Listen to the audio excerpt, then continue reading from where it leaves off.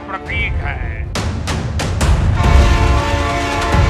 साथियों, ये हमारे कौशल, हमारे सामर्थ्य, हमारे आत्मविश्वास का भी प्रतीक है। सफेद रंग के डिब्बों पर, नीली पट्टी में पटरियों पर देश का विकास दौड़ रहा है और इसी कड़ी में ये नया आयाम है।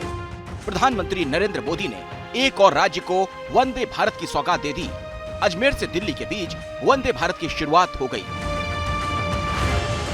मां भारती की वंदना करने वाली राजस्थान की धरती को आज पहली वंदे भारत ट्रेन मिल रही है। दिल्ली कैंट अजमेर वंदे भारत एक्सप्रेस से जयपुर दिल्ली आना जाना और आसान हो जाएगा। वंदे भारत एक्सप्रेस इंडिया की फर्स्ट, ऑलवेज फर्स्ट की भावना समृद्ध करती है। प्रधानमंत्री ने जो कहा वही सच्चाई है। भारत में रेलवे को देश की लाइफलाइन कहा जाता है। देश की आबादी का एक बड़ा हिस्सा रोजाना इन्हीं रेलों के जरिए सफर करता है। लेकिन सवाल ये, क्या वंदे भारत एक्सप्रेस का चुनावी कनेक्शन है? क्या वंदे भारत की रफ्तार 24 की रेस जिताएगी? ये सवाल इसलिए क्योंकि अब तक 14 वंदे भारत एक्सप्रेस लॉन्च हो चुकी है।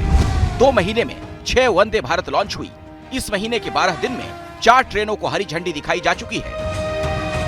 1 अप्रैल को भोपाल से दिल्ली वंदे भारत की शुरुआत हुई। 12 अप्रैल को जयपुर से दिल्ली वंदे भारत चल पड़ी।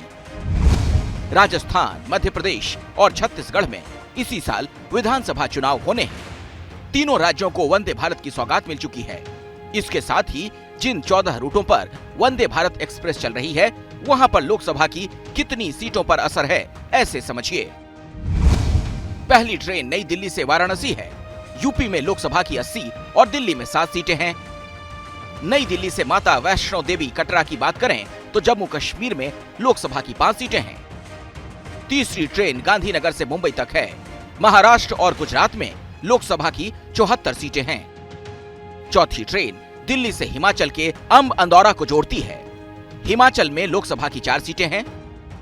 5वीं ट्रेन चेन्नई से मैसूर को जोड़ती है।